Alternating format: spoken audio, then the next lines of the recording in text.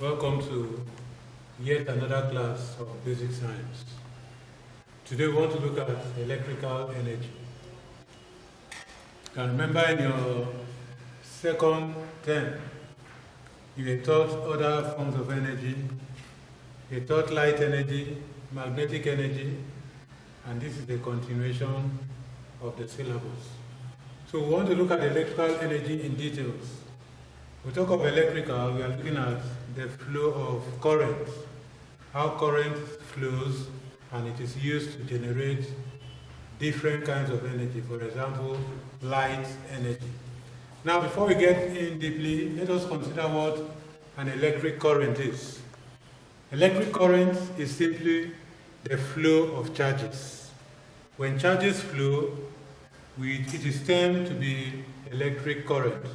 And such current has very strong energy, which can easily electrocute if it comes in contact with a good conductor, which human can be one. Now let's look at charges, types of charges. Remember I said the flow of charges is referred to as electric current. So when I say type of charges, I'm referring to the types of electric current. It can be grouped into two, where we have positive charge and negative charge. Now, when you look at a battery, for example, we look at a battery cell. Let's look at a little sketch of what a battery looks like. This is a battery. You see a knob on the top, and the bottom is flat. What that tells you is that this side is carrying a positive charge, while the down part is carrying a negative charge. So when we talk of different charges, we have positive and negative charges. I want you to note this, just as I've illustrated. Positive carries a plus sign that indicates positive charge, and it is called the proton. While the negative charge that carries a minus sign is known as electron. So sometimes we can use, like in our next class, I will not be using positive or negative. I'll be using protons and electrons. So when I say proton, you should know that I'm referring to positive charge. And when we say electron, we are referring to the negative charge. When electric cell or battery is connected to a conducting wire, electrons are observed to flow from this flow of electricity, and this flow of electricity is known as electric current. So if I should ask, what is an electric current? It is simply the flow of electricity when a wire is conducted. So when you connect a wire to a cell and there is a flow of current, that is simply electric current. Now let's go to circuit. What is a circuit? Circuit is a loop of electrical parts linked by wire. Loop of electrical parts linked by wire is what we call a circuit. And a circuit is called a circuit when it has these four parameters. When these four parameters are put in place, then we have a circuit. The first one is that a circuit must have a cell or a battery which pumps the electric charge. When a cell and a battery is connected and is pumping electric charges, we say that is a cell.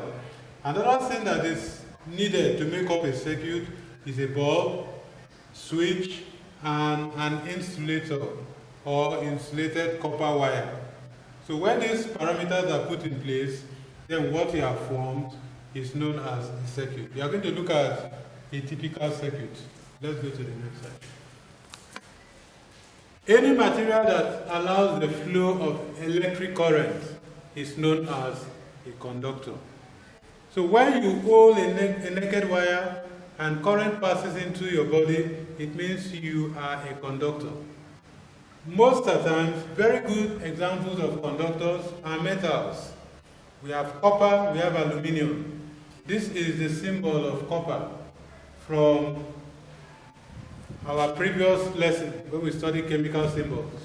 Cu stands for copper, while Al stands for aluminum. These are good conductors of electricity. Most of our cables are made coated with these metals. so that electricity can be conducted. Now, I was trying to describe to you what a circuit is. This is a typical circuit. Now, let's look at this circuit. You discover that this is a cell or a battery. When battery is one, it is called a cell. When there are more than one, we call them battery. So this is a cell, and that cell is having a positive charge and a negative charge. Now, with the help of our wire, copper wire, we place one on the positive and the other on the negative, and link it to a light source, which is the bulb. When you do that, you see that the bulb will lit. Why is the bulb lighting? Because there is a transfer of current that causes this to light. You can try that at home. Just pick a little bulb, the ones in the torchlight. Look for a wire and a battery. Try to connect the way you have seen here. You discover that it will lighten this bulb. Why is the bulb lighting? It's because there's a flow of electrons. Now in science, we don't take pains to draw this. We present the circuit in this format. This is the format I'll be using in our next class to show you connections in series and connections in parallel. So here we have the switch. We have the positive and the negative, and this is connected to these symbols. Now these are symbols which I'm going to give you their interpretation. Let's go down to symbols used in circuit diagram, because we'll be dealing more using this circuit diagram. The first one here is cell. This is how cell is being represented. You can see this is a cell. It has positive and it has negative. And when you see a thing like this in any diagram, this is a symbol of a cell. Then I told you that when there are more than a battery, it is called battery. A single battery is a cell. When it's more than one, it's called battery. So from this diagram, you see that there is double circuit here. There are double circuits. So that means that it is more than a cell. We call it battery. Then we have this symbol. If you look at this diagram, you see the same symbol. That symbol denotes a bulb. That is a lighting source. Then we have this. It is represented here. That is the conducting wire. That's the wire that links the battery to the bulb. Then finally, most importantly, we have switch. Just as the switch you have in your houses, you have it this way in the circuit when it's open, and when it is completely sealed, we said it is closed. So the circuit can be open and it can be closed. When it's open, it allows, it's a cut of electric supply, and when it is closed, current can easily flow. So we on and off our switch. So in our next class, we are going to look at the application of this circuit, how it is applied. There we will learn how to draw a circuit.